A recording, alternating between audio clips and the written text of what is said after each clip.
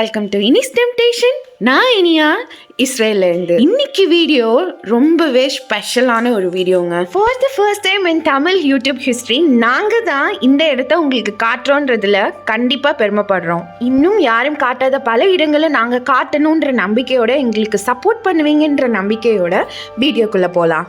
சாதாரண ஒரு டூரிஸ்ட் பிளேஸை நம்ம பார்க்க போகிறது இல்லைங்க. உலகத்திலேயே ரொம்ப சர்ச்சைக்குரிய ஒரு கட்டடமான த செப்பரேஷன் வால் பக்கத்தில் தான் நம்ம இருக்கோம். ஏன் சர்ச்சைக்குரிய இடம்னு நான் சொல்லியிருப்பேன்னு உங்களுக்கே தெரிஞ்சிருக்கோம். ஏன்னா இதுதான் இஸ்ரேலையும் பாலஸ்தீனில் இருக்கிற வெஸ்ட் பேங்கையும் பிரிக்கிற முக்கியமான ஒரு வால்ங்க.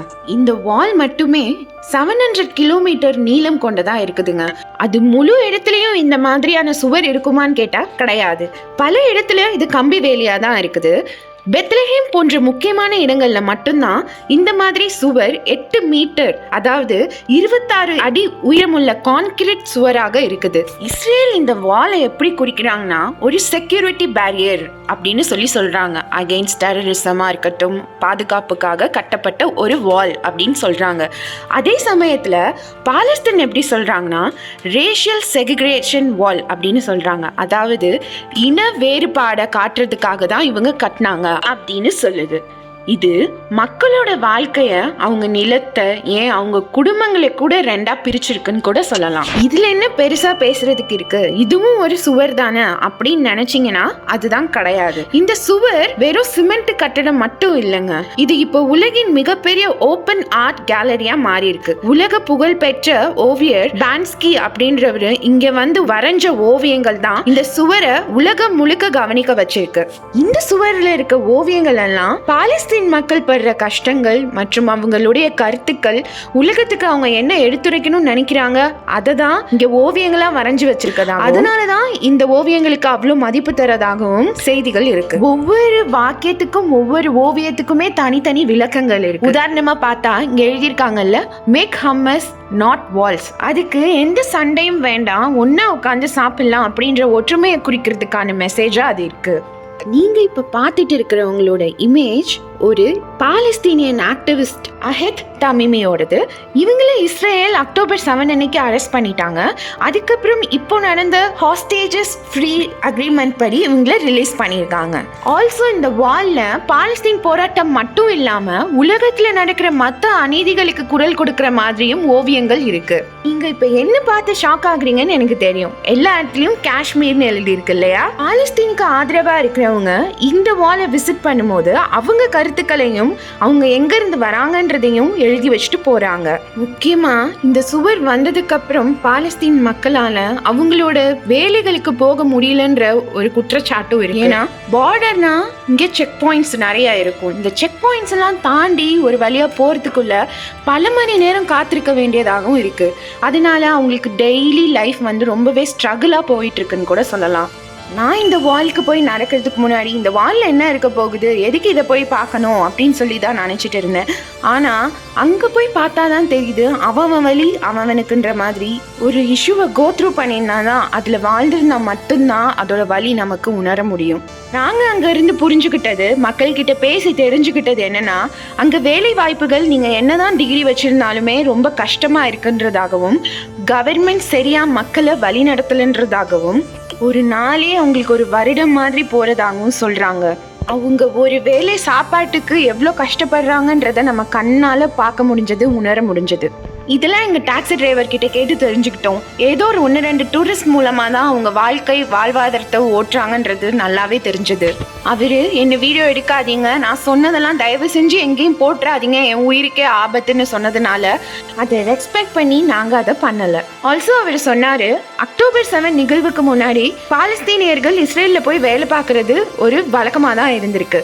அப்போது அவங்க நல்லா சம்பாதிச்சதாகவும் அவங்களுக்கு நிறைய வேலை வாய்ப்புகள் இருந்ததாகவும், அதுக்கப்புறம் அவங்களுக்கு வாழ்வாதாரம் ரொம்பவே அருமையா இருந்ததாகவும் சொல்றாங்க. இப்போ நடக்கிற சிச்சுவேஷன் அவங்களுக்கு தான் மிகவும் பாதிப்பா இருக்குன்னு கூட சொல்லலாம். ஆனா என்ன பண்றது, தனி பீப்புளால ஒரு கவர்மெண்ட்டை கண்ட்ரோல் பண்றதுன்றது ரொம்பவே கஷ்டமான விஷயம். அது தெரிஞ்சுக்கிட்டு இந்த வால்ல நடக்கும் போது நம்மளோட உணர்வே வேற மாதிரி தாங்க இருக்கு. ஒரு ஹெவியான ஒரு ஃபீலிங் தருதுன்னு கூட சொல்லலாம். நீங்க போனாலும் கண்டிப்பா அதை ஃபீல் பண்ண முடியும். நான் பேசினதை ஒரு பக்கம் நீங்கள் கேட்டுட்டு இருந்தாலும் இந்த ஓவியங்களையும் அங்கே எழுதியிருக்கிற வசனங்களையும் உங்களால் எந்த அளவுக்கு புரிஞ்சுக்க முடியுதுன்றத நீங்கள் பார்த்துட்டே வாங்க.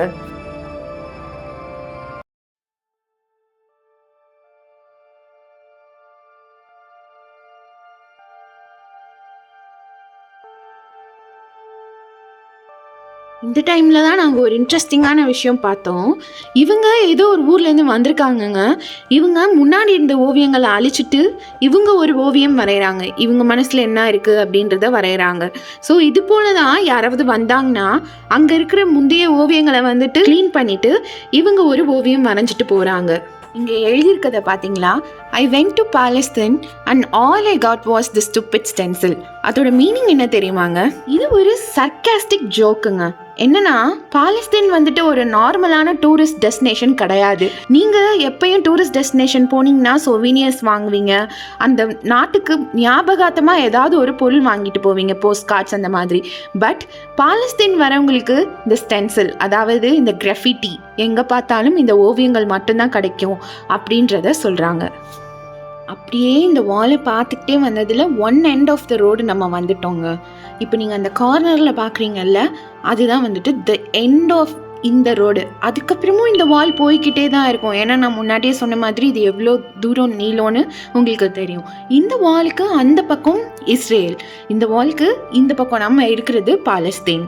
நீங்கள் முன்னாடி இருந்தே இந்த வீடியோவை கவனமாக பார்த்துருந்தீங்கன்னா அவங்களோட வலி எவ்வளோன்னு புரிஞ்சிருக்கும். ஏன்னா சில ஓவியங்களில் வந்துட்டு அவங்க நிறைய வேலை வாய்ப்புகளுக்கு ஏங்குறதாகவும் அண்ட் ஆல்சோ ஒரு இதிலலாம் வந்து போட்டிருந்தாங்க, நாங்களும் சோல்ஜர்ஸ் ஆகணும் அந்த மாதிரிலாம் வந்து போட்டிருந்தாங்க. ஏன்னா இவங்களுக்கு இந்த பக்கம் என்ன நடக்குதுன்றது கிளியராக நமக்கு தெரிஞ்சதில்லை. இந்த ஓவியங்களை ஃபேமஸ் ஆக்குனது நம்ம பென்ஸ்கின்னு தெரியும்ல. ஸோ அவர் இந்த இடத்துலையே வந்து ஒரு ஹோட்டல் கட்டியிருக்காரு. இப்போ நம்ம பார்க்குறதுக்கு அப்படியே எக்ஸாக்ட் ஆப்போசிட்டில் இந்த ஹோட்டல் இருக்குங்க. அந்த ஹோட்டலோட பேர் த வால்ட் ஆஃப் ஹோட்டல். இங்கேருந்து பார்த்தா இந்த வால் தெரியும், காலையில் நீங்கள் ஏஞ்சி வந்து பார்த்தீங்கன்னா வால் தெரியும் அப்படின்றத குறிக்கிற மாதிரி ஒரு ஹோட்டல் கட்டியிருந்தார். இது பார்த்தீங்களா? ஸோ இந்த ரோடோட எண்டுக்கு நம்ம வந்துட்டோம். பட் இங்கேருந்து பார்த்தா இந்த வால் இன்னும் போய்கிட்டே இருக்குது. எவ்வளோ தூரம் போகுதுன்றது எனக்கு தெரியல. பட் இந்த ஃபுல்லாகவே பார்டர் பிடிக்கிற இந்த வால் ரொம்ப நீளமாக ரொம்ப போய்கிட்டே இருக்குது அப்படின்றது. ஒரு புறா ஆலிவ் கிளையை தூக்கிட்டு வர மாதிரி இருக்கும், ஆனால் அது புல்லட் வெஸ்ட் போட்டிருக்கும். அது என்ன சொல்ல வராங்கன்னா, பீசஸ் அண்டர் த்ரெட் அப்படின்னு சொல்கிறாங்க. அமைதிக்காக வர புறாக்கு கூட பாதுகாப்பு இல்லைன்றத. தோ இப்போ பார்க்குறீங்கல்ல, இந்த ஹோட்டல் தான். இது கொஞ்சம் காஸ்ட்லி தான். இப்போ நீங்கள் பார்க்குறீங்க இல்லையா, இது ரொம்ப இன்ட்ரெஸ்டிங்கான ஒரு ஃபேக்ட்டுங்க. இந்த சுவரை இங்கே இடிச்சா அந்த பக்கம் என்ன வியூ இருக்கும் அப்படின்றத தான் இதில் வந்து போர்ட்ரே பண்ணியிருப்பாங்க. என்ன வியூனா, ஜெருசலேமில் இருக்கிற அந்த டோம் இருக்கு இல்லையா, அது தெரிகிற மாதிரி அவங்க சொல்லியிருப்பாங்க. இந்த வீடியோ மூலமாக இந்த வாலோட ஒரு பகுதியை மட்டும் உங்களுக்கு காட்ட முயற்சி பண்ணியிருக்கேன்னு நினைக்கிறேன். இந்த வால் ஒரு mix of art, politics and எமோஷன்ஸ்ன்னு சொல்லலாம். வால்ஸ் ஜஸ்ட் கட்டப்படுறது தான், அது நிரந்தரம் இல்லை. எப்போ வேணால் நம்ம இடிக்கலான்ற நம்பிக்கை நம்மக்கிட்ட இருக்குது. அதை நம்புவோம் கடைசி வரைக்கும். அமைதியும் சுதந்திரமும் எல்லாருக்கும் கிடைக்கணுன்றது தான் இந்த வால்ஸோட மெசேஜும். அதுதான் நம்மளோட ஆசையும் கூட. அதுக்காக நம்ம பிரார்த்திக்கலாம். இந்த வீடியோ உங்களுக்கு டிஃப்ரெண்ட் வியூ கொடுத்துருக்கோன்னு கண்டிப்பாக நம்புகிறேன். நம்ம சேனலை லைக், சப்ஸ்கிரைப் பண்ணிக்கோங்க மக்களே. பெல் ஐக்கான் ப்ரெஸ் பண்ணிக்கோங்க, அப்போ தான் நிறைய பேருக்கு காமிக்கும்.